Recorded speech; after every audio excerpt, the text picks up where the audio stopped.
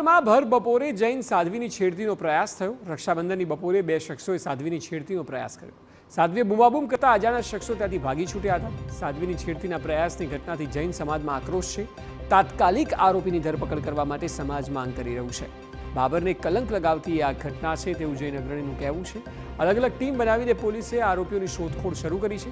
પોલીસના ઉચ્ચ અધિકારીઓએ સહિત ઘટના સ્થળની મુલાકાત લીધી છે।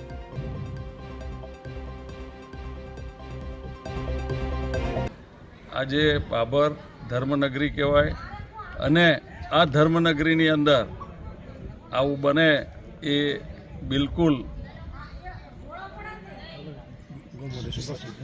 ને જે આરોપી છે ભાગી ગયા છે એ હર હાલતમાં 12 કલાકની અંદર પકડી લાવે એવી અમે રજૂઆત કરીએ છીએ।